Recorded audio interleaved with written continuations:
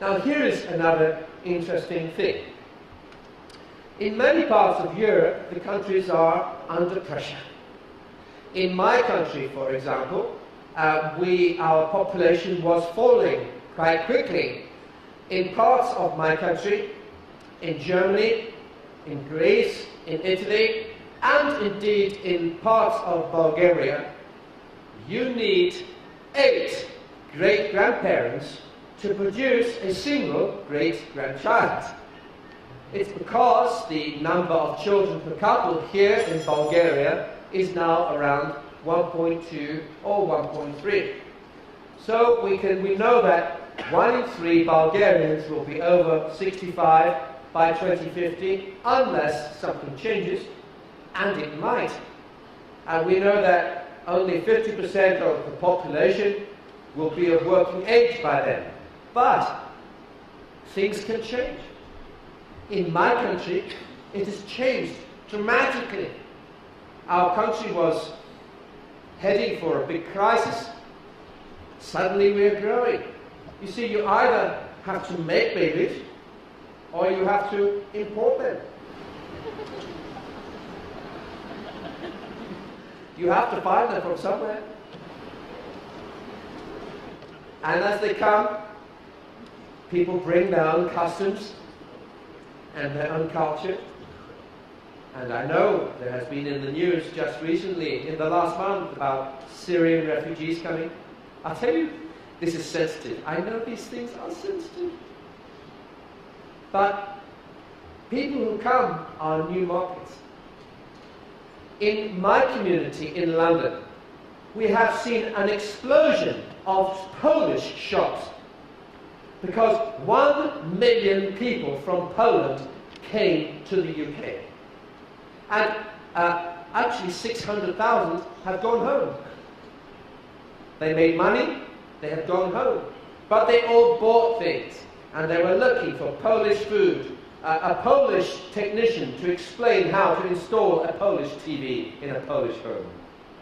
They're looking for service, for cultural understanding, new markets, and my observation is this, that often those that travel the longest distance, who are most desperate to move, are extremely well qualified, much better qualified than the average people at home.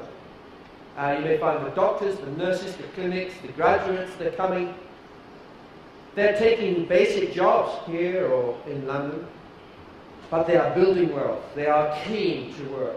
They are creating the wealth of the future. They are new markets and opportunities for every business in London, in Manchester, in other parts of the UK. But the needs of older people are very different. And the big question is, older customers, middle-aged customers, young customers, how do we meet their different needs and provide the right products, the right services, and the right channels for them? It all depends on who you are. And now we're going to see a performance. Wasn't that great? I really enjoyed that. And I want to take us back to this couple here. And you imagine that this old woman was walking just now. And what's the first thing she needs when she's shopping? The most important thing for anyone over 65 when they're shopping is, of course, somewhere to sit. Somewhere to sit? Okay, this is a question to men. Put your hands up if you have been shopping with your wife for clothes in the last year. Okay. Put your hands up if you are looking for somewhere to sit whilst you got changed. Did you find it? Yes? No. Okay. Chairs are very important as part of retailing.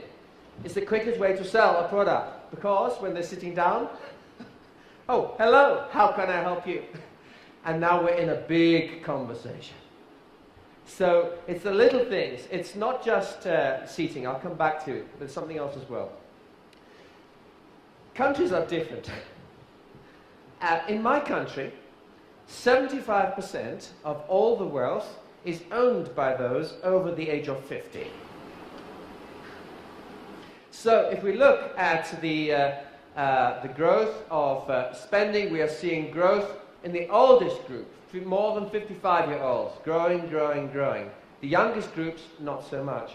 I know it's different in different countries, but if we think of restaurants in Sofia, I know that many of the best restaurants have people in them who are 50, 55, 56, very successful.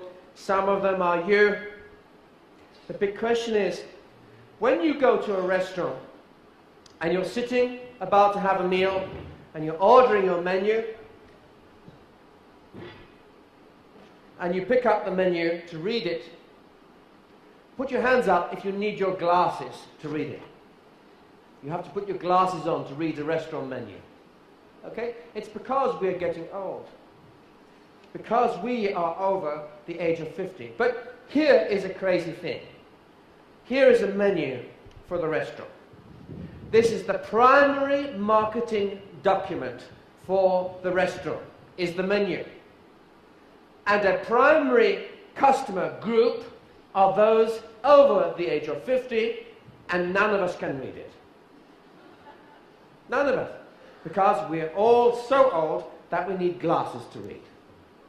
I went to a restaurant recently in Singapore. It was so dark, and the restaurant menu was printed so small that even with my glasses, I couldn't read it. And the waiter came round with a torch. He said, "Sir, here is the torch for me to light up the menu so you can read it." So it's an example of how, again, we are blind to our customers. And we need to understand how our customers think, what they can see, what they can't see. And this takes me to the online.